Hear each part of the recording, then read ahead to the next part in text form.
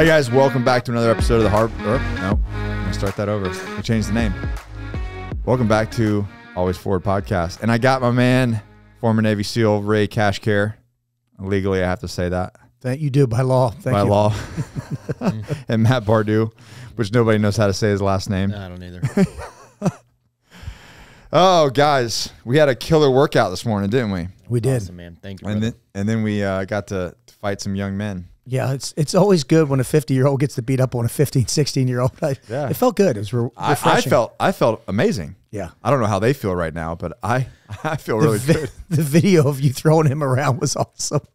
He's like, "You're really strong." I'm like, "Yeah, dude, I'm a grown man. I'm a grown man." But I remember thinking like that when I was a teenager. You're like, "God, they're so strong." Yep. And it's like, "Yeah, you'll get there, man." But when you were picking up and moving him so gently, he just lost all hope of life. He just went limp and just do what you will with me. Take me, Nick. Yeah. So I think everybody in the world right now knows who Ray Cashcare is, right? So I'm just gonna the villain. Yeah, I don't know if you say that, but then I see Steve come up sometimes, and I'm like, oh my God. Did you see? I put a post on last night called "Shots Fired." I actually am trying to detour all the negative shit I'm getting, and so I just posted a video on Steve. Yeah, but they're still writing me. I'm like, just because you're a Navy SEAL, and nobody likes Navy SEAls. Nobody likes Navy SEAls because nobody can be a Navy SEAL because everybody's a sissy these days. I know. There. I like how you pivoted that. Yeah. Well, dude, I'll tell you what. Uncle Ray is what he's called in my house. Because Uncle the Ray. kids freaking love him. That's the thing, man. The kids love him. You're gonna ruin his whole MO right now, but he's a really good freaking dude. Yeah, man, I love kids. That's Dang the thing. right. Instagram sees what I show them. Well, what Beaudreau wants me to be. Wants you to be the character that you have to play. Yeah. Yeah. So it is funny because you're in real life, you're just like a lovable teddy bear. I try to be. You know, but on camera, when the camera turns on, you turn into a different human being. Because, but what people will see is they see a 100,000-foot view of what I'm doing. Like the last one, I'm cussing these guys out. I mean, you went to boot camp. The last project. The last project where, we're like 25 hours in. They really shouldn't be that damn tired. And all I'm trying to get them to do is get in line from 9 to 13. After the third time of 9, 12, 11, every other combination of what it should be, I lost my shit. And the reason why I lose my shit is we only have 75 hours. Yeah. Right? So I can't spend 74 hours trying to get 30 guys in line. But the population gets mad about that, or you get just join boot camp. Motherfuckers, half these people have been in the military already, and they're missing that camaraderie. Yeah. And that's not my fault. Well, we'll get in. Yeah, don't get me started. I'm pissed off. No, because our last didn't take them long. Yeah, it didn't take them long. We just I think what are we in not even 5 minutes into it now? Yeah. But real quick, Matt, I want to talk about real quick. We did a quick podcast on, was it the Matt Beaudreau Family Rules? We did, yes, sir. So we did. You guys go find that podcast. Matter of fact, that was a video. Did that audio get made on? If it's not, we'll make sure it's on there. But yeah, go find that podcast. Brilliant rules that, I feel like if you could literally just copy those rules into your own family, you can tweak them if you want, but you didn't have to. They're great. But what is your background? How did you get started? And then tell people what you're a founder of. Yeah. So education is the background. So was at Stanford, was a public school teacher, public school administrator, private school teacher, private school administrator. So I left all of that to start my own schools. When did you leave that? 2000. I launched in 2015. So I simultaneously started speaking to Fortune 500s around the world and what they were not seeing from young people. So I was speaking to them while building these schools. So we launched those in our first schools in 2015. When did you quit the public school system? So public school 2011. Okay. I quit that. So in 2000 went to private school afterwards, thinking that that's a different game. That was better.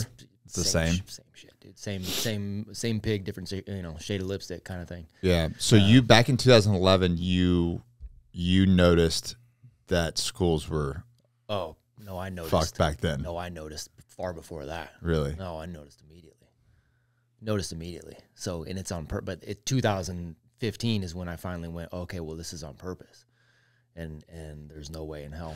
So, and then we were trained, and you mentioned something about your daughter going to public school or private? Yeah, she you know, obviously started high school. Daddy, I want to try public school. She's been in there. She's made great friends and everything, but we have a great relationship, something that, you know, I've learned from you. Yeah. And she's like, I want to go back to a Christian academy. Yeah. And I said, okay. I mean, of course, what am I going to do? We talked about stroking that check and getting that done. But I love what excites me so much about this is that she noticed the differences, the contraction, I don't know what the word is, just the differences in just the way of life with school. And, you know, just, she tells me kids smell like pot, and teachers are like, you know, if you have a half a day, are you even coming into school? And people aren't excited to learn versus the school that she was in. They're learning about things and they enjoy doing it. And she's programmed to do that.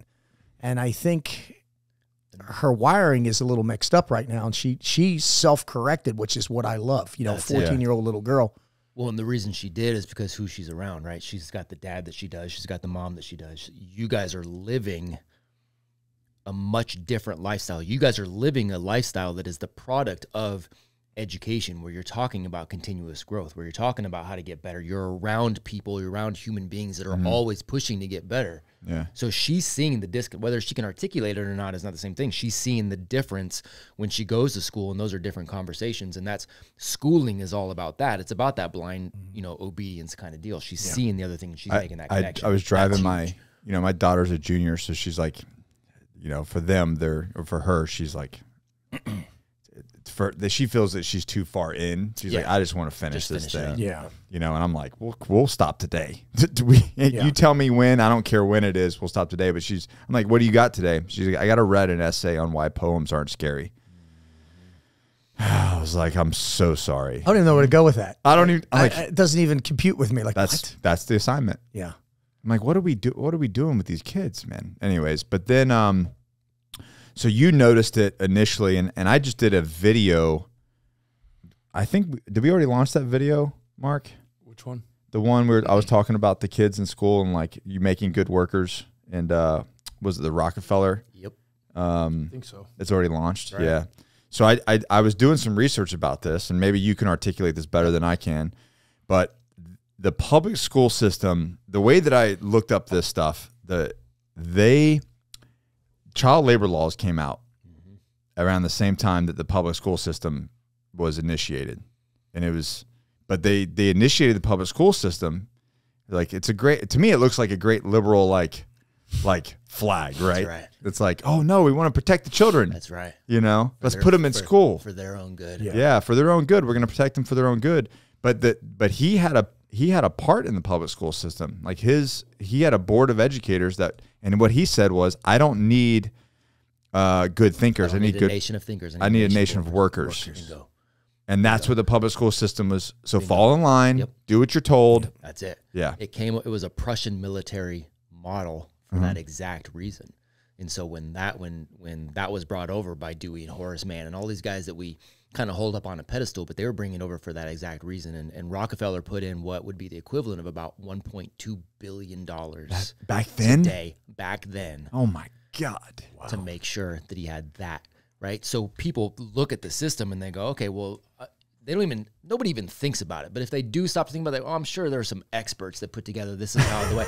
Yes, there were some experts. They were experts at how do you break a human being before they figure out who they are? How do you break them enough to where they're going to be not just obedient, but they're also going to latch on to that so hard that they'll go ahead and put their kids in and make their kids obedient for us too. Yeah. So we can just perpetuate that cycle.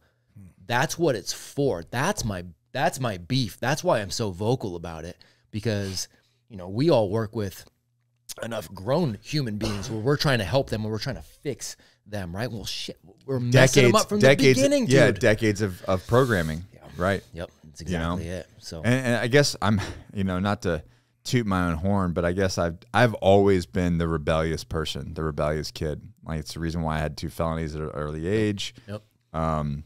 I just always questioned, and I just had that, and even like in the military or even special operations, I'd get in trouble all the time talking to generals and talking, because I just didn't care and I was super rebellious. And I just did a podcast with my former master guns, actually, and we were talking about that, and he was laughing about how I was, and he was a great leader. He was one of the best leaders I've had. But I always had that spirit, and I didn't finish school because of that reason. I didn't finish high school because I didn't see for me, there was no value in it. Yep.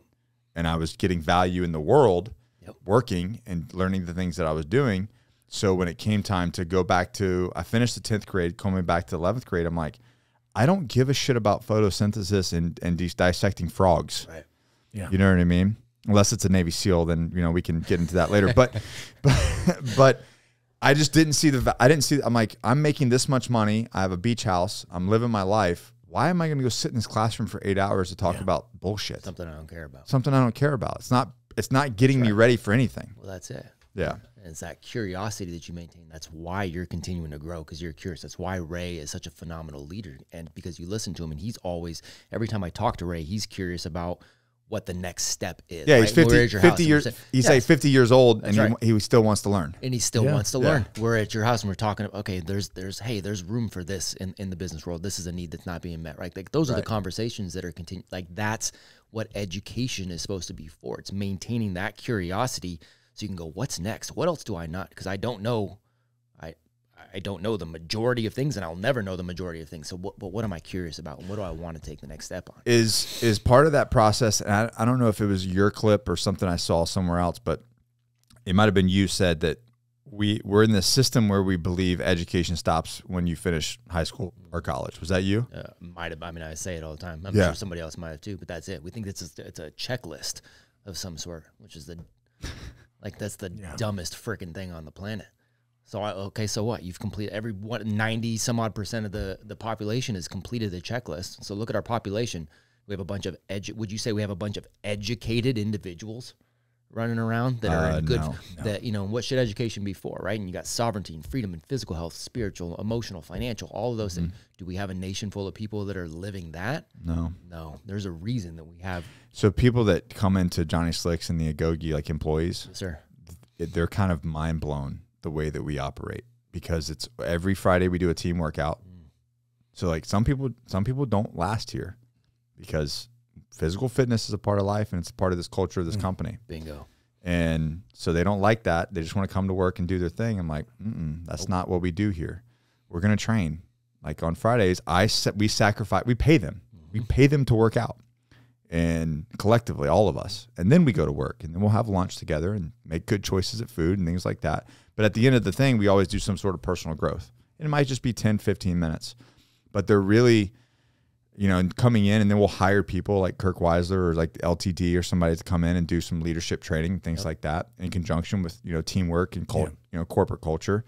And people are kind of like, this is kind of wild to be this size of a company, this many people, and we're investing in that. Because like you just said, like growth is continual. That's right. But the thing is, if I can get our employees to think like that, what does that do for the company in general? Not just that, but Kirk said it on the last podcast. He was like, you spend X amount of hours of your life at work. You spend more time working, basically your life with your people you work with, your coworkers, than you do your home team. Yep. Why would you not want it to be that way? That's right. That's exactly right. Yeah. You know, I challenge, if you're got a business, I challenge all of you to. Do you do like mask training, mandatory mask training? What's that? Making people wear masks, you know, because I still see all the idiots wearing the mask. I don't even know what that is, right? Well, when you talk about programming, that's a perfect example of how the government's. We never jumped. That was not something that we just, people were like, how did you handle the quarantine? I'm like, what? Yeah, nothing. I skipped all that. Like we made a decision. And I've talked about this publicly, but we made a decision early on that we were not going to be part of it as a company. And by doing so, and even with like supply shortages and all the things that were happening and the gym getting raided and everything, we made more growth in the company that year than we ever have had. We made more money across the board. I sold a business, lost a business, and we still came out, I mean, hockey stick over the top across the board. But that was an intentional decision of all of our staff to go, this is what we're going to do. Yeah. Yeah.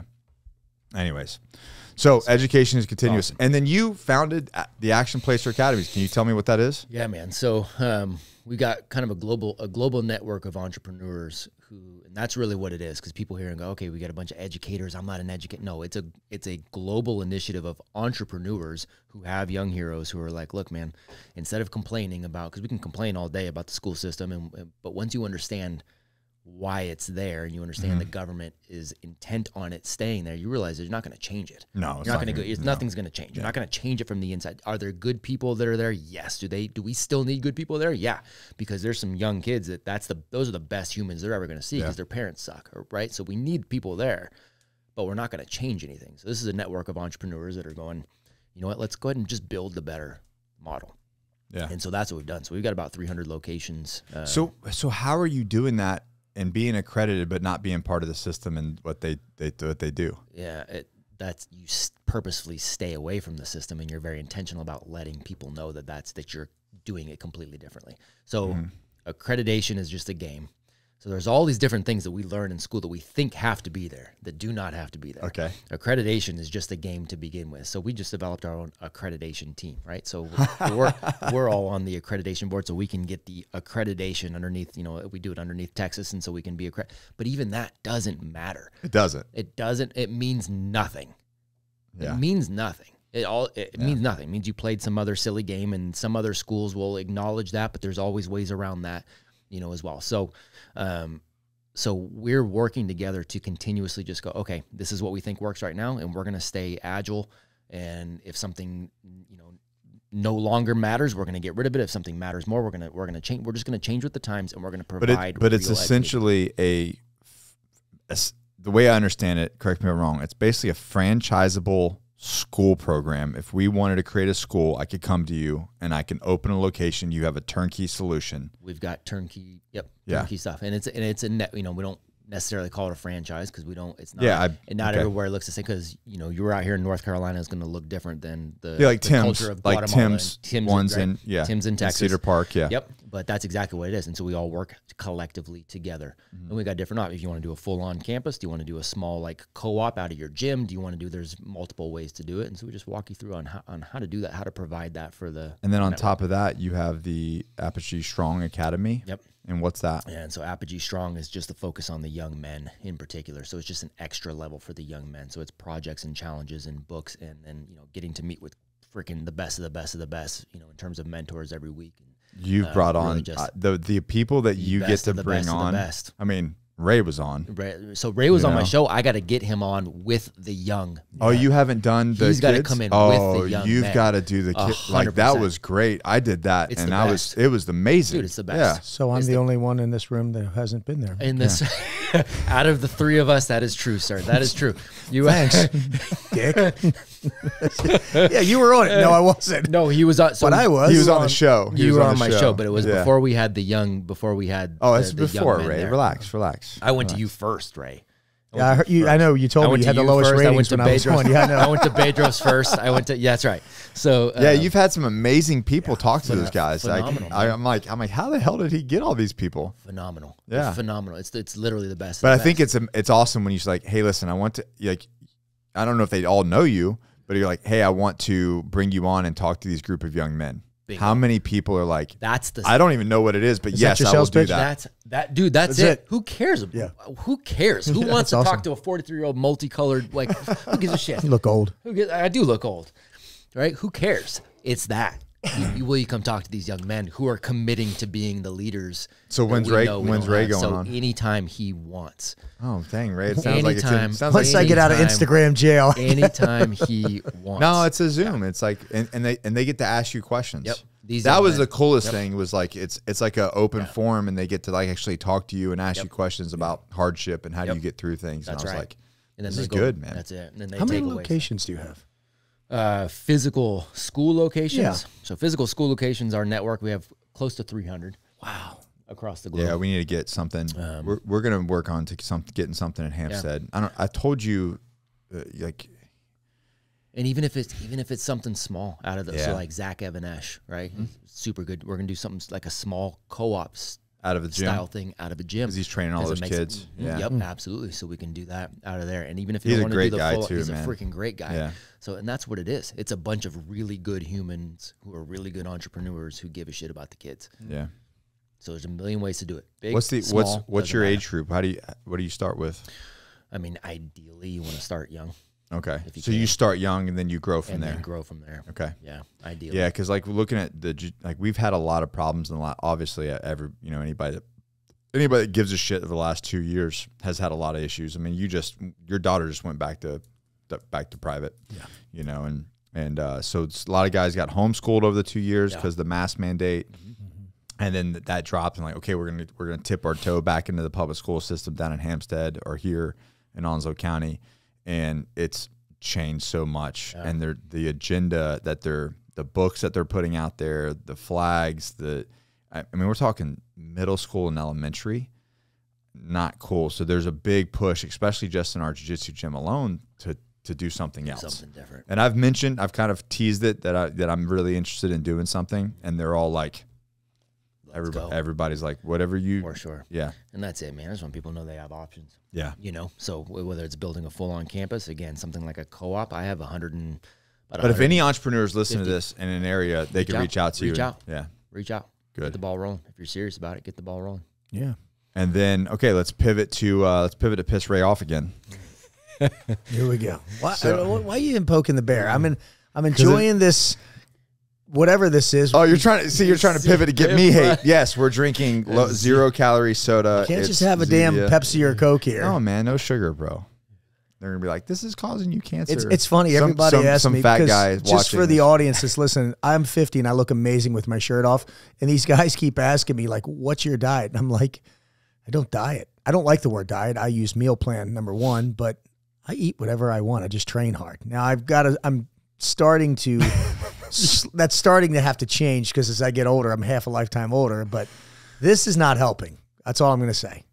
Soda is my kryptonite with pretty much all the other junk food I eat, but just switch to B's, whatever that is. Yeah. I have to be able to pronounce it to drink it. It's good though, right? Yeah. You didn't sell me. It's okay. I don't drink real soda, so I don't good. know. No, it's good. I don't know. All right. So- What do you want? So Tell me, here's what are we doing here? What do you want? Here's the deal. So the last time you were on, Yes. which I think, what is the views on his last podcast, Mark? Ray's. Ray Kashkar, former Navy SEAL, if you're going to say it. I'm not sure. Okay. They're awesome. I'll look. Yeah, pull it up. This guy. You should have already had that. Just kidding. So on that, we talked about Squire and the project. Yes. Okay. And I did a video because I went out there and I did a video on the project. I put it in my video when I did my last coaching call with B. Yes. And the comments on that video, the comments on your podcast are all basically like men. Yeah, grown men that have a dick, yeah. Grown men that are basically saying that you're just trying to scam people into paying $12,000 to do like a fake Navy SEAL course, or like they're like, just join the military. Okay. Like, this is a scam. You're just scamming people out of money. There's no value in it. You just want to yell at people. What kind of people go to this? This is the stupidest thing ever. And it just continues on and on and on, both on Facebook, Instagram, and on YouTube, on all the comments. Yeah. Now, there's some good comments in there, but those are good. We're not going to talk about those. We're going to talk about the guys who say you're scamming people out of $12,000. And that you're basically just trying to get your rocks off as a Navy SEAL and yell at people. And that's true. I mean, that there's there's maybe a sliver of truth to that. First of all, well, no, we won't even talk about the type of person they are. We'll get into that. Is the project a scam?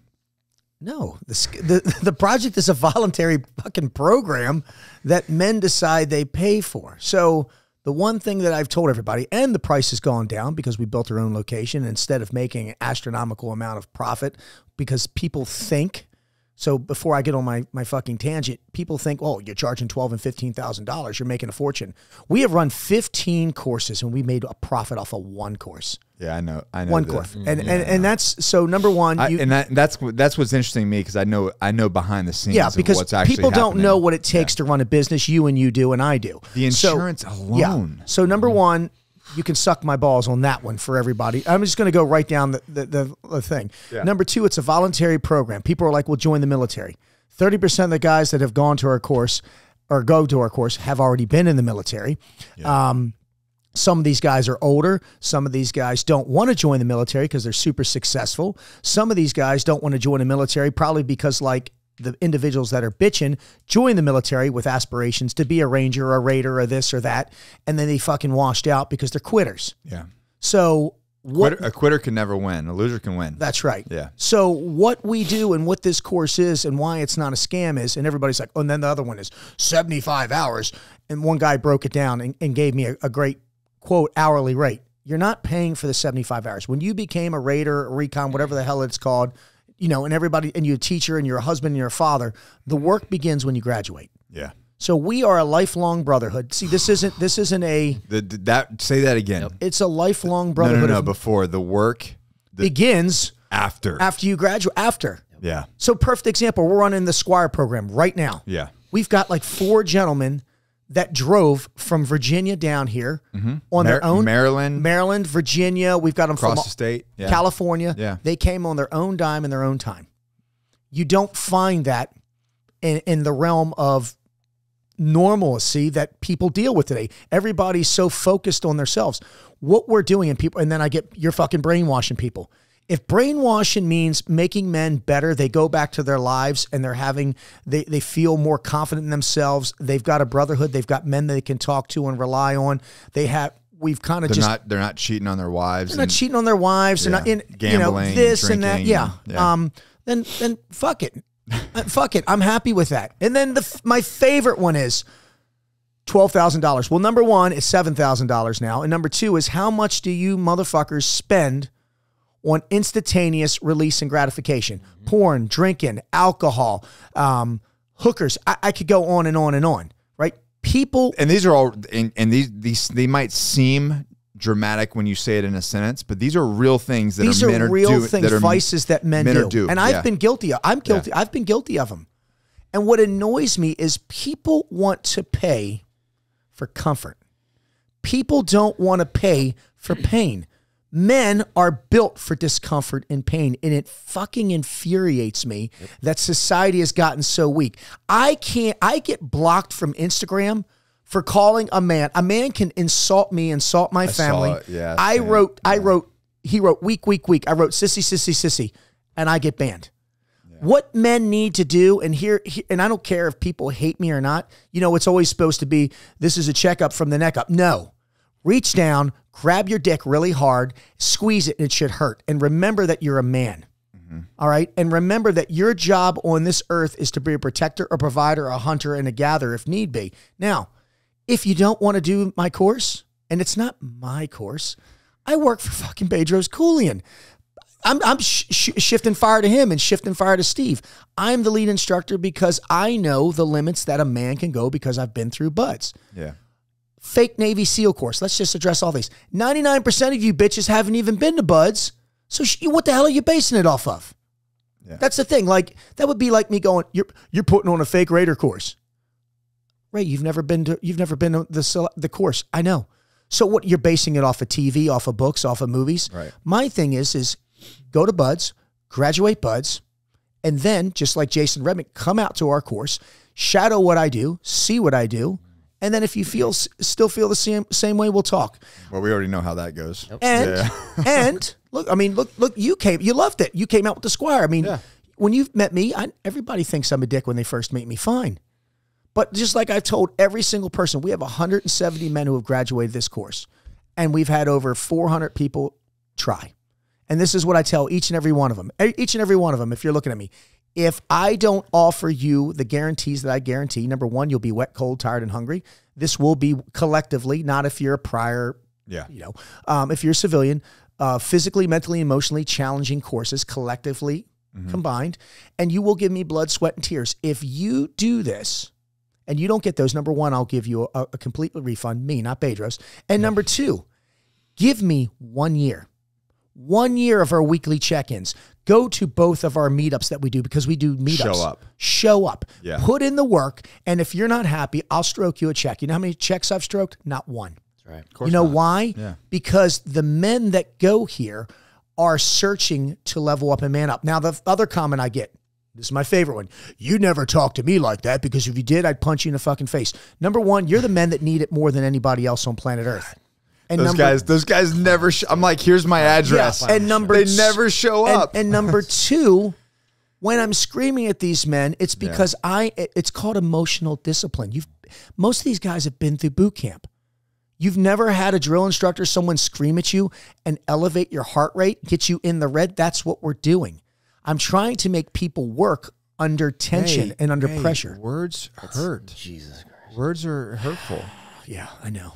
My wife calls me Jackie. That's my name. She calls me a jackass. I mean, it's ridiculous. So how weak. Is that all the project is? Is just pain, misery, and suffering? No, we teach men how to be better men. I think that's the biggest thing, because you can't really market the classroom. No. What the fuck is that? Look at me. Here you go. I'll tell you what the project does. I started working for Beaudreau's Cooling 3 years ago, making 150 grand. I make over $500,000 now. Congratulations. I'm a dumb Irish kid. I don't make what you. I mean, I know the pockets here, but the thing is Beaudreau's taught me how to believe in myself. Yeah. Right. And I surround myself with a better network. I know my net worth, and then there's nothing I can't do. I mean, in a couple weeks, I'm going to be with Tim Kennedy, Michael Chandler, Beaudreau's Cooling, the Dave Black Fletcher, Site one. Operation Black Site. It's the connections, the networking that you get from this. Now, but that kind of goes back to what Matt was saying. It's the constant growth. It's the constant. God, So yes. you use the word brainwash. Yeah, dude. Everybody is always being brainwashed. Of course. It's just who is doing the brainwashing. yeah. Do you do it for yourself? Are you connecting with other high-level individuals? Because I'll let you speak into my life all day long. And if either one of you guys decide, hey, Matt, you know what? You need to step it up over here. I'm going to listen to what you guys have to say. I'm going to let you guys brainwash me. Some of these punks that are, you're going to teach me nothing. I can already tell, because you're coming at it like a bitch. Like that. I mean, that's the reality. That's the difference. I wonder how many of those people that have commented that way, that have actually, like, in some way either gotten involved with Battle Ready, gotten involved with LTD, gotten involved with the project. I love the You don't think haters. zero? I've converted multiple people that have hated. Because I basically come back at them and say, listen, dude, like, the fact that you're a loser. Yeah. You're a loser and a bitch. And the way that I know that is because only losers and bitches comment this kind of stuff. Yeah. Right. I don't ever comment. If I see something that I think that is stupid, I don't have time. I Roll don't. on by. Yeah, I don't even have time to, like, I'm not going to spend 1 ounce Roll of on energy into it. So I know for a fact that you're not living with purpose and you're a loser and a bitch. So I call them on it, and the next thing I know, they come sometimes, not all the time, but sometimes they come back and they're like, you're right, man, I was at a weak point. I'm like, message me privately. Yeah. Let's have a conversation. Awesome. Yep. And the next thing you know, I think there's been 3 that have joined the Agogi because of that. Love it. Because they're just frustrated. They're in pain. They're like, they don't like the way that they look. They don't like their life. Yeah. They know they're not living with purpose. They're miserable freaking people. That's right. Yep, I have over 40,000 people blocked. I have no time for negativity. I pay a kid to just block. And this is what I don't understand about the whole social media realm. Because the big thing now is there's this group, and I don't know who leads it, but they make these memes or whatever the hell they're called, which is, I don't know, I guess grown men still do that. You make these little funny pictures with the little sayings in them. And I'm meme worthy. And they're military. You're definitely. Yeah, but they're military guys that have all these different accounts. And I just block and block and block, and they keep coming back. They don't show their face. They don't show their face. You don't know who they are. You don't know who they are, but they're like, I mean, I had the one guy who's like, well, me and my group of military. I'm like, who? And this group is Marines. I'm like, but why don't you do what I do? Yeah. If you don't like what someone's doing, either ignore it or do something. Talk to me. Yeah, talk to me in a professional manner, and let's see if we can help you. I've called, like, give me your number. I'll call you. Yeah. Let's have a conversation. And the most time that I found out, like I said before, is they're hurting, man. Sure.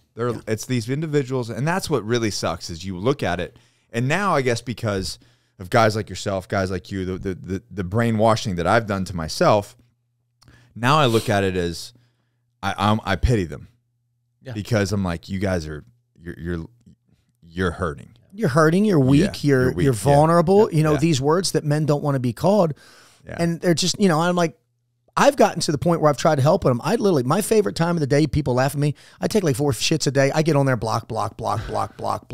I've given up with trying to help because I post messages all the time. I'm like, listen, I'm here if you want to help, but they get very derogatory. Yeah. And I don't understand Instagram because they can threaten me. If I call them a sissy, I get blocked. Or my favorites, they're not going against community guidelines. I'm like, they're threatening me. But that's okay. Family. And my family, and that's okay. And I've told people the same thing. Hey, I'm in Virginia Beach. You want to stop by? You know, or you're short. Yes, I'm short, but I'll tell you what, I can hold my own, guys. You know, all these guys were like, you're a midget. I'm 5'7", 205 pounds. You want to go? Let's go. It's an open fucking invitation.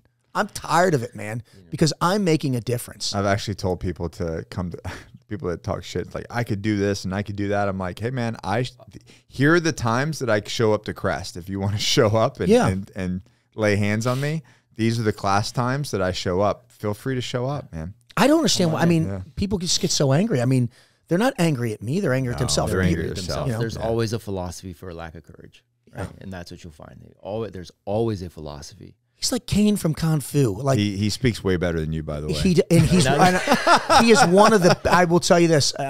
He is one of the best speakers I've ever heard in my life. Like when he speaks, I'm like, and then you have me up here. But I'm pissed off today. So I came in here with the intentions of trying to be, you know, eloquent like you two, but you've been poking me all morning about this. Yeah, man. So I want to just see white trash. Wonder Twin powers activate. You were white trash. You were all. Your body was all red. I was like, oh, he's all revved up. You know what I mean? Yeah. Yeah. So, but I think that it really comes from a place of care, like all that kind of stuff. Even the yelling and stuff of the project, it does is because you're wanting them to grow. You're wanting them to do better, and that's what people don't realize. Why do you two get it, but other people don't? That's what I don't understand. Well, and that's what this is about. That's why this conversation. And that's the whole thing. And so there's any number of reasons that they don't get it. A big part of it is the brainwashing that's already happened to them, the religion of schooling that's already taken them down. $12,000 to go have a 75-hour experience that, hey, by the way,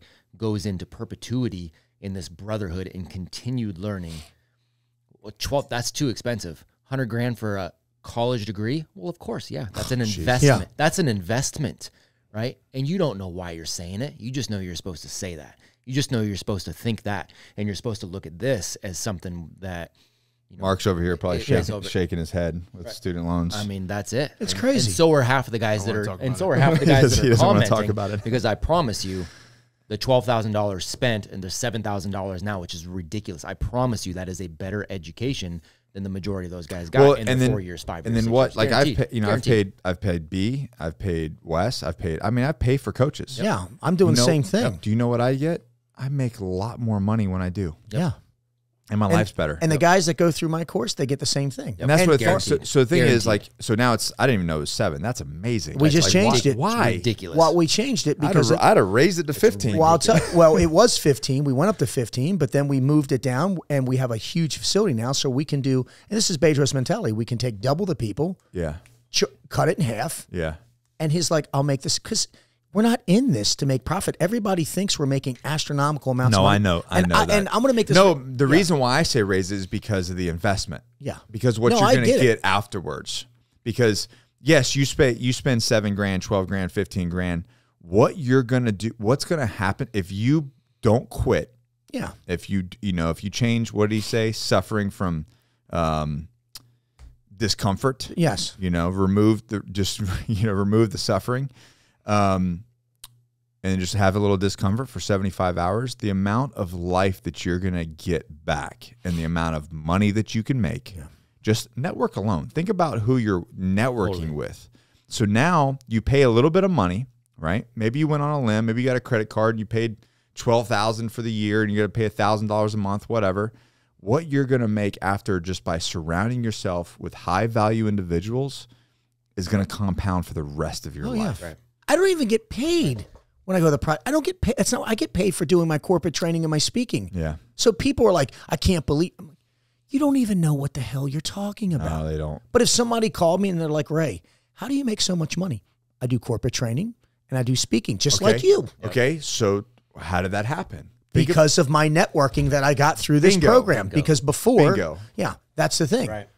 It's not what you know, it's who you know. So like that to me, that's enough for it alone. Like if I'm an outside guy and I'm struggling with my marriage, I'm struggling with my business, I'm struggling with just myself and my physical fitness and we've all been there, right? Yep. Every man, I don't care who you are, has had a time in their life where they look in the mirror and they don't like the person looking back at them. Yep.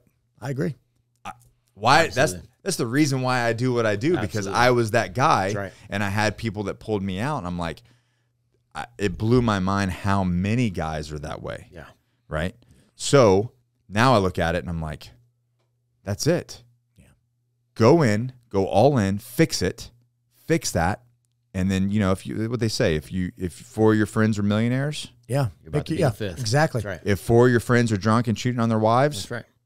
That's right. And I have a lot more than 4 friends, and they're all millionaires. So my time's coming. That's right. But you know what? It's good. It's good to want that. You know, people are like, you know, you're just money hungry. I'll tell you this right now.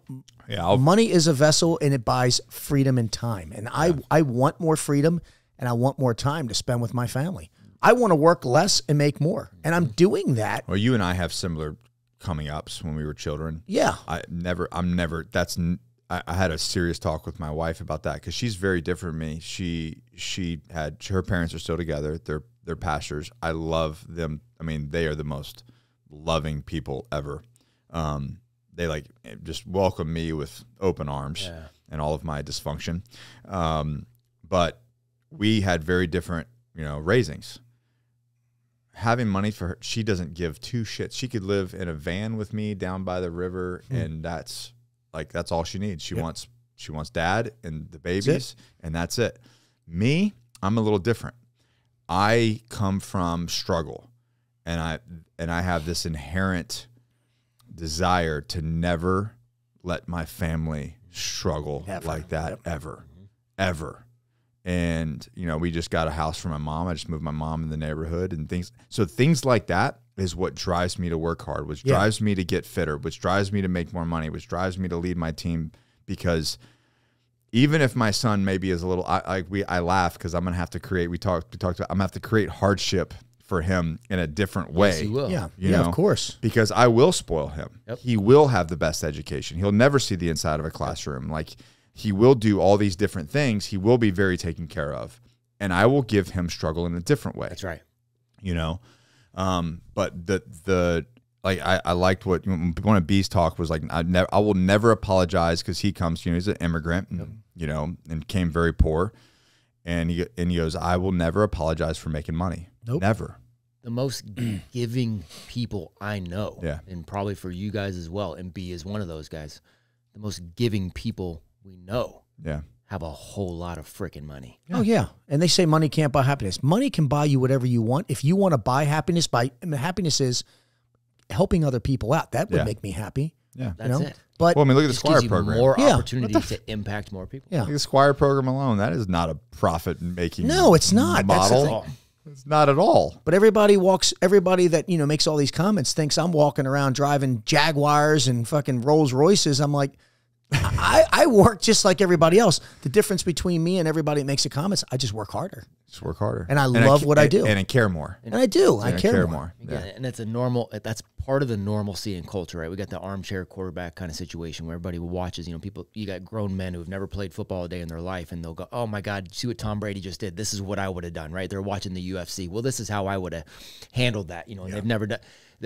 They don't have any kids, but they want to tell you how to parent. I had a Yale MBA professor tell me that none of my business models were going to work, and the way I parented my kids was probably going to be sort of dangerous. I said, how many businesses do you own and operate? Yale MBA professor, 0. How many kids do you have? 0. Yeah. But everybody knows how to do everything that they've never freaking done. Yeah. The audacity of that guy. Yeah. But he's from Yale. But he's from Yale. But Yeah, he I'm teaches at Yale. Yale. Right? Audacity is right. And Unbelievable. I just had to, and it's just, I had to laugh at him. I'm like, so that's, you know, with all due respect, you're way smarter than I am from an academic perspective. You bet, man. You got me beat. But you broke, motherfucker. Dude, and compared to me. well, and just compared to the 3 young kids that I have. Exactly. Good, great kids, too. I love your kids. Freaking best. Love them. They're the best. And that guy's got no idea, and he's got no experience there. And you know, and it's the same thing. It's coming from a place of hurt, and I don't know what his situation is, and I want nothing but the best for him. But he's talking about things that he knows nothing about. Yeah. And that's the same thing that these guys they know nothing about. And it happens all the time. Trish and I went to a marriage counselor years ago. We were having some issues. We walked in. I noticed the guy was young, you know, obviously situational awareness. Man, you're awful young. Yeah. Yes, sir. I'm like, you know, okay. How long you been married? I'm not married. How many kids you have? I don't have any kids. Look at Trish and go, what the hell are we doing here? This isn't going to work. This isn't a fit for us. This isn't our guy. We found a guy who had been married, got divorced, got back with his wife, and had 2 kids, right? And I was like, that's the guy to talk to. That's the guy. That's the guy. Yeah. Bingo. You know, so yeah, that your fancy little title up on, you know, your little certificate doesn't mean anything. That's right. It doesn't mean anything to me. Let me ask you guys this, and either one can answer. I'm a big component of doing things before you need them. So guys that go to the project, right? Guys that go to, you know, maybe the Squire program, or guys that go to counseling, or, you know, get into the Agogi or Battle Ready or whatever, you know, what can we do? How do we head that off to where it doesn't even need to be there? Like, what should men be doing, or how do we get ahead of it? For instance, I don't think we should go to marriage counseling when we're on the verge of divorce. Why are we waiting until we're 300 pounds to get a coach? Like, why are we waiting until it's devastation? Like, it's either I go to the project and fix myself, or I lose my business and my marriage. Like, what do we need to be doing prior to that? So, I mean, you're speaking directly to this. I mean, it tees up an education conversation right away, right? What Frederick Douglass say, it's easier to build strong children than it is to fix broken men, right? It's the exact thing. And we had our event that we did earlier this year with the 2 of us and Beaudreau and Mickler and all those guys. That was my whole presentation. My whole talk was, you know, we're like, hey, where'd all the men go? Where are all the good men? Where are all the good fathers? Where are all the good husbands? Where are all the, well, yeah, we need to have programs that are fixing all of these things. Why don't we make it so we don't have to fix anything in the first place? Why don't we start from that beautiful blank slate that comes out as a freaking genius, that comes out on fire, that comes out curious, and why don't we just harvest that? Yeah. Why don't we just keep that going? Why do we let the world break that? So it's, you know, for me, my bias is you start with that young generation and you get ahead of all of this before it becomes the issue. It's exactly what you're saying. So me, I just think men are the king of making excuses for everything and procrastinating, just as a whole. I think a lot of us have that wired in our DNA. Like with me and my wife, you know, I think we weren't getting a divorce, but I knew she wasn't happy. And I was like, oh, you know, tomorrow I'll do better. I'll send her some flowers and this. But then I kept doing stupid shit. Finally, I had to have a wake-up call, become How long you guys been married? Well, yesterday was 19 years of us meeting, 17 years we've been together. So we celebrate both of those. 19 years I allowed her in my life. Yeah, right. No, yeah. Allie and I met and got married on the same day. That's awesome. So we just have one day. That's awesome. October 2nd. See, that's the way. That's See, cool. that's smart. Yeah. And it should be like on her birthday too. So it's just a one Christmas. That would have been amazing. Yeah. I'm gonna wait to meet you on your birthday, so I just have to worry about one. But yeah. But no, I do. I think men just we're programmed to prolong things. Like, you know, tomorrow I'll do this and tomorrow I'll do that. And I think soon as I started hanging around with better men who told me, but then there's that tomorrow thing, that wait. I don't care what you say.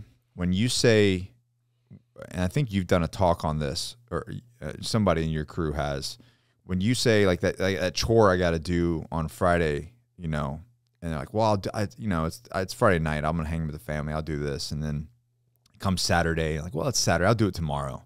And then Sunday night comes, you're like, shit, I got to do this. Yeah. But the whole time that weight was sitting on you. Yeah. Yep. It's like, what if you just did the thing? What if you just ripped the Band-Aid off and then the rest of the time it wouldn't, that monkey, that weight in the back of your head or on your shoulders wouldn't have been there that whole time. It's called a deadline for a reason. If you wait till the end, you're dead. Like you shouldn't. If I have something like Beaudreau will give me a project. You have 14 days to do it, right? 14 days. 10 days, it's done. He proofs it, takes a day or two. Yeah. I redo it. He looks at it the day of. It's like, and that's how it should be. Yeah. Here. And he already knows what he's getting. But if people started doing that, as soon as people started realizing that they were not running on, I said men are 8-cylinder machines, right? Yeah. As soon as you start feeling like you need a tune-up, don't wait till the car breaks down, the engine breaks down, right? The symbolism is of the human being and the mind, body, and soul. That's where you go and figure out how you can tune it up. That's all the project is. It's a tune-up for men. Yeah. To man up on physical, mental, and emotional levels so that they can go back to their regular days, deal with the same. Well, let me address this then. Okay. Let me address the hard work, the physical toughness, and I want it from your perspective because you weren't in the military, correct? Correct. Okay, so why should men do physically like? Why is that a good thing for men? You're asking me on this. I'm asking you, like, why? Like, do you do very physically hard things to yourself? Always. Okay, so why is that important? And from your perspective, So from my perspective, and both how it played out in my life, because again, I was not in the military, but I did grow up kickboxing. I did grow up, I got myself in the cage 9 times. I did. So the physical things were an important component of that. It unlocks, there is a DNA component to how young men are wired, how men are wired. We are wired to want to go accomplish, to want to go compete. There's a reason we don't have time to get into Instagram comments and start having these kind of conversations, because we're busy actually completing things in the real world. We're wired that way. Yeah. That's our DNA. So a young man needs that to feel fulfilled, to feel like there's a purpose. We have to have that dragon we're slaying, the princess we're saving, like we need that. It is wired into us. So the best way to unlock that for a young man is through that physical. And I think that maintains. so what happens? What happens when a man does not do hard things and chooses the easy route in life? That's when you get depressed. That's when you get upset. That's when toxic masculinity actually happens, because you're a weak human being. And so you're looking for what's the easiest thing I can accomplish, where I can just be a dick to somebody. Have you ever else, right? found yourself taking the easy route in the last 43 years of your life? Of course, in the last 43 years, of course. But have I always gotten myself back on track? So what happened? So what was the first thing you noticed when you were like, you just started doing the coasting, the easy stuff? It's the self-loathing. Like, that's when you start looking yourself in the mirror and you're like, fuck that guy, right? That's when you stop, you go to sleep and you can't go to sleep, because, at least the way I'm playing in my head, I should have done this. I know I should have done this. And I'm worrying about this. And I know it's because I'm just not taking care of it. Because, so the peace of mind goes. That's the biggest thing. It's the peace of mind is gone. Because like for me and him, like, from the time we were very young men, we joined the military and gravitated towards the hardest thing possible that we could come. Did you go in? I don't remember our podcast. Did you go straight into buds, or did you do something else? I didn't even have the fucking grades to join buds. I had to take the ASVAB 3 times. I thought that's what you did. You did something else prior. Yeah, I was a boatswain mate. Yeah. But I excelled at it because I just showed up early, did what I was supposed to, and was so from an respectful. early age, as a man, both of us gravitated towards very physically hard things. Yes. So sometimes I think for us, even though I got I love sharing the pictures of me all soft and fat, and I think you do the same thing. Oh yeah. When we get out. I'm fat. I did that when I'm fat, and I like it. Yeah. But I do it because they're like, people are like, well, that's not that bad. I'm like, no, what you don't understand is that guy hated himself. Yep. Yeah. That guy was depressed. That guy was frustrated. And that was a different version of myself. Yeah. It's not that bad compared to what? Yeah. Yeah. Because you knew. Right.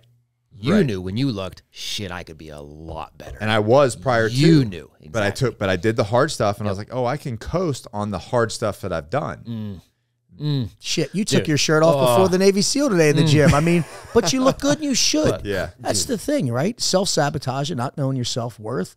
And, You know, people ask, you know, I didn't like myself either. That's why I do my self-reflection drills. I grade myself every week on my family, my fitness, my finances, and my faith. Where are we? Where are we moving the needle? Yeah. Am I moving in the right direction? Right direction. And not only that, I want an AAR, an after action report from my wife and my daughter, the two most important people in my life. Oh, and it's brutal. Brutal. They're brutal. That's got to be brutal. They're brutal. I mean, my wife, listen, I'm not going to say what was going on, but let's just say one time we were spending some quality time together and I was huffing and puffing. She said, "What's doing back there, Darth Vader?" And I'll tell you what, I know you, but it killed the mood immediately. It killed the mood. Yeah. But you know what? I wasn't mad at her. Of course. And I'm getting upset. I'm getting emotional. I was mad at myself because you allowed because that to that's happen. when I was 220 pounds. And I thought I looked good, and I didn't. I was breathing heavy. I was out of shape. And then I'm thinking to myself, what if I have to protect my wife? I'm going to be out of breath. So what did I do? I was working for the agency. I went away. I came back 65 days later, 204 pounds. He said, "You come here." Right? We had a radio. But my point is round two, lady. Men are competitive. We are animals. We should compete. It is healthy to compete. It is not healthy to isolate a man and put him in this compartmentalization. So doing hard things and competing, men should do this. Yes. Do they have to win? What? No, I don't. No, I'm the guy that posts videos of me losing all the time. I just posted one with Tim Kennedy. I sounded like a bitch saying I was sorry. I gave all I had. Yeah. That's what people need to see. More realism. Like the story, the climb is what it's about. Listen, and I'm not making a dig on Goggins. I'm running. I get it. You're a beast running. I want to see Goggins do something. I love seeing the ones where he's injured and he's still going. Yeah. Where he goes to the next level. Like, or he goes until I saw, didn't he do one where he basically he wasn't on social media because he basically he went until he dropped. Yeah. He failed. But that's what people need to see, that we're human. Like when I went against Ken, and I told you. Because I think the reason why that people don't is the fear of, like, I'm going to do this competition. I'm going to do this race. I'm going to do this program. I'm going to do this whatever. But what if I fail? It's okay to fail. Good. I win and I learn. Yeah. Good. Yeah. I say it all the time. The biggest load of horse shit I've ever heard. Failure is not an option. It is the only option. It's the only way. If you are grinding every day. I win and I learn. I don't lose. Losing means quitting. I'm not quitting on my wife. I'm not quitting on myself. It's funny. I was one of the guys I roll with at jiu-jitsu. He's the one that said that. He goes, "I might be a loser, but I'm not a quitter." That's right. And that hit me so hard. I'm like, oh shit, yeah, because That's right. a loser can win eventually. That's right. He'll win. Yeah. If you're a quitter, you will never win. That's exactly it. I failed. I failed meeting we had to do the workout in 25 minutes that Tim is assigned for us. 25:02. Ouch. Yeah, you guys know that just means I wasn't there. So what have I done? Yeah. I have lost 6 pounds since I last saw Tim. and I told Tim, I'll see you in January. Yeah. And we're going to have a rematch. He'll still crush me. But you're going to meet the time. But he is going to respect me more. And I'm not pointing at you. Sorry, I'm like pointing at a giant man here. He will respect me more to go, wow, instead of just going, oh, I'm sorry and boo-hoo. This guy actually went back to the drawing board and put in the work. Now, and I'm going to do it. Like, he'll know I'm there. And more importantly, you respect you. I respect me. You respect you because you took that road. Right my pants are baggy, my shirt's baggy, and I feel great. And I look great with my shirt off today. And so did you. You didn't take it off, but I know you look good. You did for the ice bath. It did for that. Yeah, you look good there. Your gray chest hair. And that's see, everybody here is over 40, guys, so there's no excuse. That's right. Yeah, there's no excuse. You're 40, right? 40. 40. I'll be 43 this month. 43, and I'm 50. Yep. Boom. How's it feel to be 50? Do I got a good road? The next 10 years is gonna be good. It feels the same as it did 40. I told her I want to be the next Jack LaLanne. I want to be 80 years old in a jumpsuit. Yes, I wish I was a chiropractor making his money back because he was a chiropractor.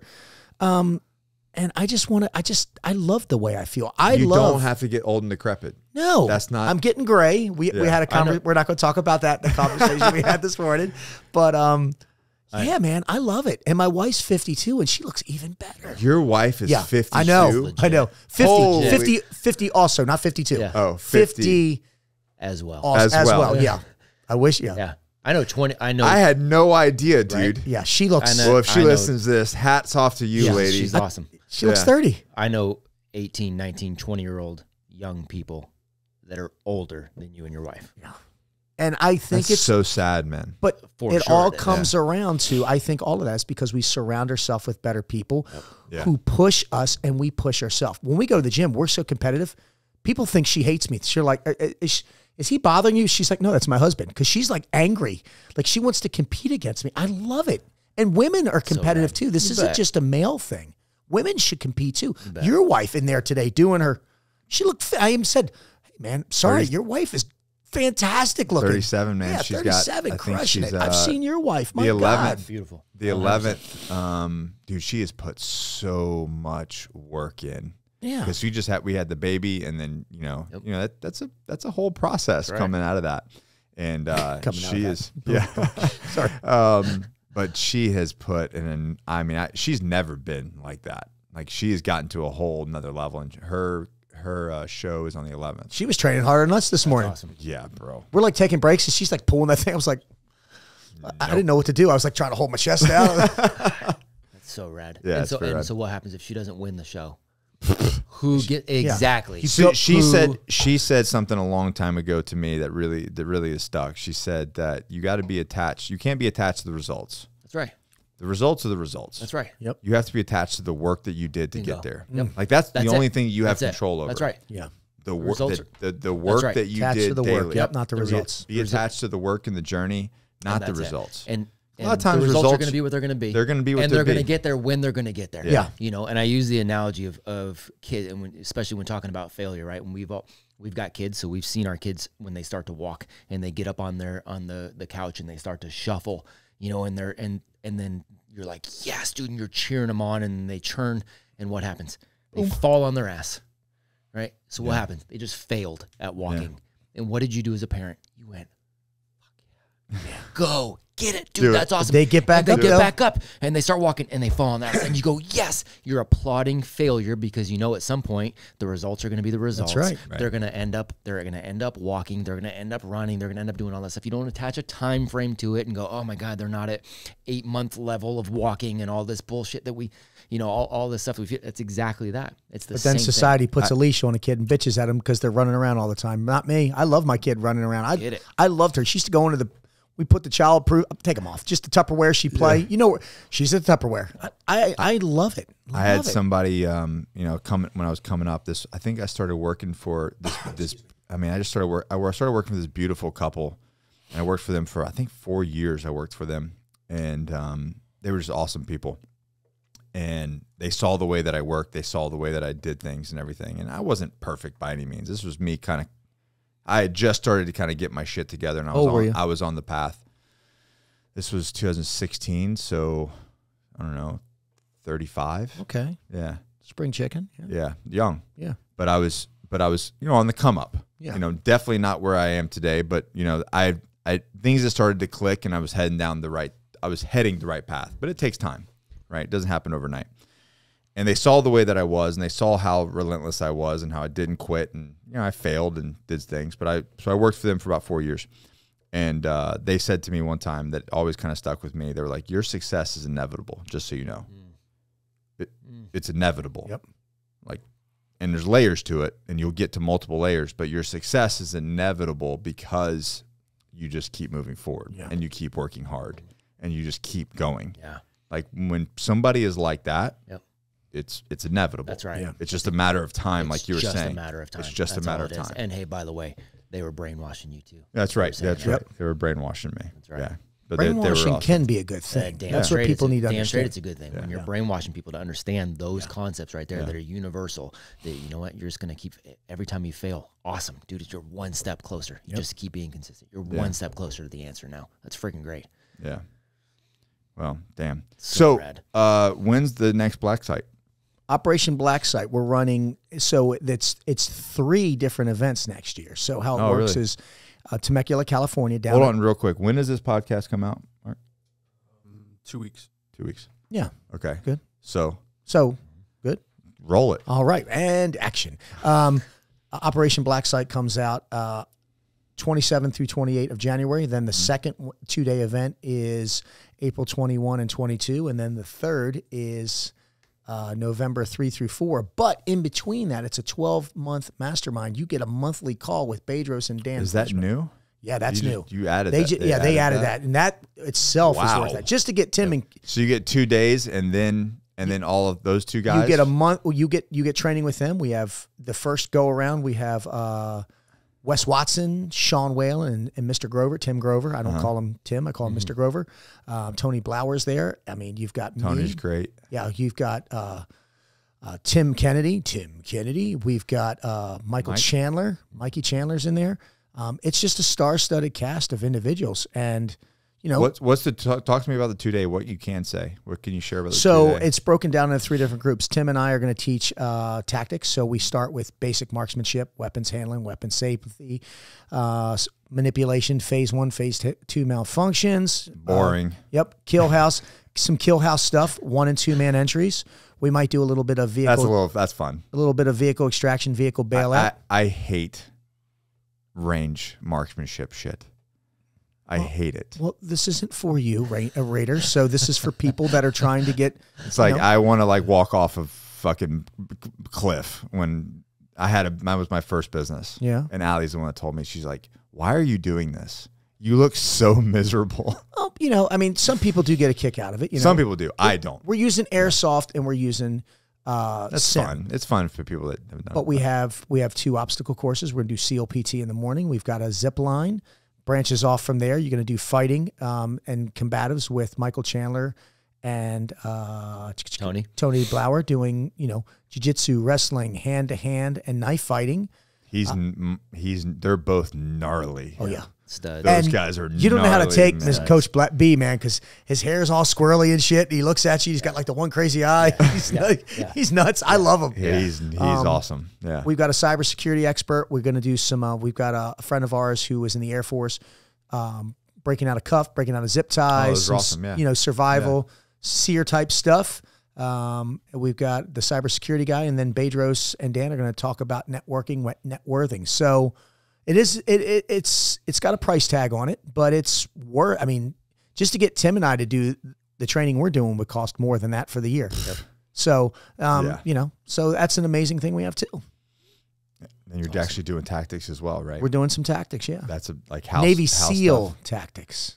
I mean, those are okay. I mean, those are like, it's like a 7. You know, I'm sure I'll have somebody make a comment about it. It's a joke, guys. Tactics is tactics. You go in the house. We all use the same shit. Right? We all use the same thing. And what's crazy is people are like, who's better? I'm like, jackasses, we all work together. Yeah. Like, you know how many Green Berets and Navy SEALs I've worked on deployment? We all work together. You're in SOCOM. Yep. You're all as long as we all come home, or you know, that's all I give a shit about. And it doesn't really. There's so much. It kind of pisses me off because they're like, well, who's better? I'm like, first of all, only us can pick on each other. Yeah. Like, so you don't have the right. You haven't earned the right to talk shit about anything. Oh, yeah. You know, until you've done something. I can talk shit about Navy SEALs all day for the rest of my life. Yeah. Because they're all my friends. Yep.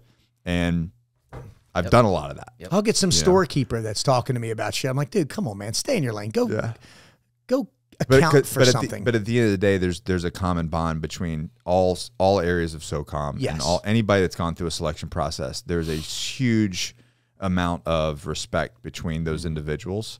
And then we forget about that and we just make fun of each other. Well, you know, I do want to touch on one thing. You know, I get a lot of shit for project, this and that. But think about all the people that are SEALs, SF, whatever, who put on shooting courses. Yeah. Shooting courses, driving courses.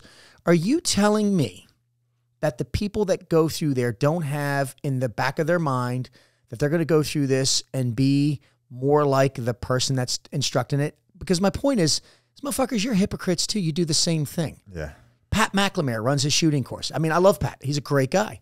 But you're telling me that people are going through there because, what, just because he's, you know, basic dude stuff? No, because people want to be him. Yeah. They want to say, I got trained by a cat guy. So it kills me how, you know, the social media mafia or whatever they're called, which I could give 2 fucks about, they pick and choose who it's acceptable for, yet they don't have the quals. Like, I had this one guy's a ranger, was all over me, and I'm like, bro, dudes, you know, it's like, I can't believe, I'm like, why don't you put on a land navigation course? I would probably pay to come to it. And he's like, would you really? I'm like, yeah, I haven't done land navigation forever. See, that's my thing. Silver it's like Ranger, you flip it on them, and they're all of a sudden like, oh, wait a minute, what? I'm like, yeah, left do the add, thing. right, subtract. Teach me, man. It's been a while, and Do and it. I didn't even think about that. Yeah, Navy SEALs are not great at land navigation. No, I have people that carry shit for me and tell me where to go. But dude, we talked about those rules, right? Rule number 6 at our house is no complaining, fix it.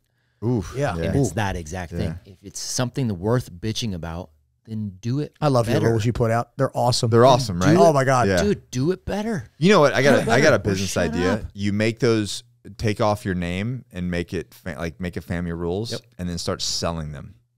Seriously. You could sell. I would buy like Yeah. a thing that you hang up in your house. Well, I'm working on the book right now too. Oh, all dude, around that. that's so great. I'm going to try to do the same book the day before him. Do With it. all the- slap a big Navy SEAL trident on it. Do it. National bestseller. I'd That's the still buy one it. thing that I'd does still get buy me it. about Navy SEALs. If they want to write a book, Oh yeah. fucking It's a done deal.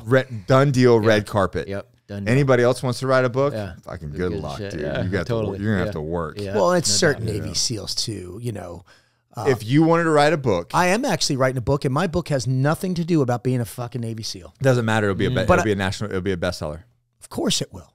So- And I can, but I could also teach. I mean, Johnny Slicks, right? I mean, you should have came before you started developing all the hair product. You should have come to me, Navy SEAL. Yeah, but you guys use like Dep gel. That shit's like cancer causing stuff. I know. I mean, I'm gonna get you on the water base. That's what you need.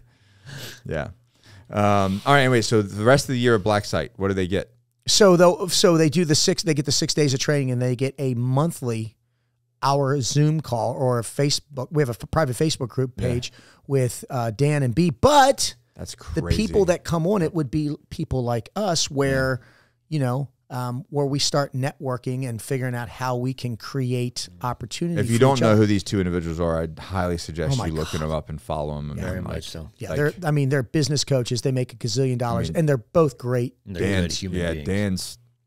The He shit thinks that at a whole. he's- They both think at a whole different level. It's like he's in another universe. Like if Maybe you- he's Dan's probably an alien. Well, and B's the same way. That no matter what you think in business, like he's obviously my business mentor. I'm here, and he's like, man, I've already thought about that. We need to get, because there's things I don't agree with, and he sits me down, calms me down, gets my blood pressure back down. Right? It goes, did you think of this? And I'm like, no. Dude, that was one of the. That's a great idea, by the way. Thank you for that. When we were in Mexico. That was one of the best parts about sitting in this room, in this table, and just listening. Oh. And I'm sitting here in my head going, I made plenty of mistakes. You were the only one not there. I was not there, no. I've done a few things well, but I do most things horribly. And I'm just sitting there listening to all these guys and listening to B and listening to Ray and listening to John and I'm just going, I'm dumb. I'm dumb. And it's awesome. Yeah. And it's awesome. Like, this is great. This is Yeah, great. it was just a plethora. That's the video where I was. Brilliant. You're trashing all their kids. The kids, yeah. And Lovell was like, Best. this is why and the, Ray and the has surf. The best. They loved it, Now, I will tell you, I did take Ryan Mickler's son, Brecken, Yep. who was 14, and I have a great relationship with him. Yeah. And he said, hey, Ray, can you show me what it's really like? And I videoed it, but out of respect, because I wouldn't do it. I said, I'm not going to post this. I sent it to Ryan. I mean, I hammered his butt, man. How'd he do? He did well, You and he hung had a in there? great attitude about it. First, and I could have showcased that. But he wanted to feel like what it really meant. He wanted. I mean, and I was, and the first thing I do, obviously, is I don't look at Ryan. I look at Trish, his wife, and I'm like, she's like, go ahead, just bring him back in one piece. I said, yes, ma'am. And I looked at Ryan. Ryan's like, 45 minutes. I'm like, oh, and I mean, 45 minutes. Oh, I hammered him for 45 minutes. He took that's it a like long. That's a long 45 minutes for a young man. he lunged a half a mile. I mean, we did everything. It was vicious. And when it was over with, he still had a great attitude. And I respected the family's wishes, and because I didn't of post the it. way, because of that, and because of who Ryan is. Oh, Ryan and Trish are amazing. That kid is gonna go so far in life. Oh yeah, like he really is, and that kind of goes back to your point. he's already of, like, got a the podcast. brainwashing. He's already got haters. Right. He's That's what- 14. He's got Hey, haters. if you got haters, you're heading in the right direction. Yeah, Because that's his baseline for normal. yeah. Matt, where can people find you if they want more information? Just my name, man. Matt Beaudreau. Go to apogeestrong.com. See what we're doing with the young men. Go to actonacademy.org. You can see what we're doing with the schools. And then if they want to, just reach out to me directly, man. Matt at Apogee Strong. I'm glad to answer any and all questions, whatever I can do to help point you in the right direction. Okay. And if they want you to yell at them, how do they find you? Right? Instagram. If you're not blocked on Instagram. Instagram at Ray Cash Care, or you can just go to raycashcare.com and apply. And guys, if it's legit, I answer every single message that I have. If it's idiotic, you're just going to get my favorite block. Yeah. So that's all it is. Well, guys, I highly suggest you go follow these men. I mean, one, Ray puts out a great of actual good content, and then the other content he puts out is just absolutely hilarious of him harassing his daughter and his wife. That's you're welcome. Yeah, I'm sure they love it too. But guys, this has been there's a lot of information in this podcast. Please don't be the keeper of the badge. Share this information, so screenshot this, share this with your friends, go, hit the little link, drop us a comment. And, other than that, you guys know the deal. Never quit, never surrender. We always keep moving forward. See you guys in the next episode.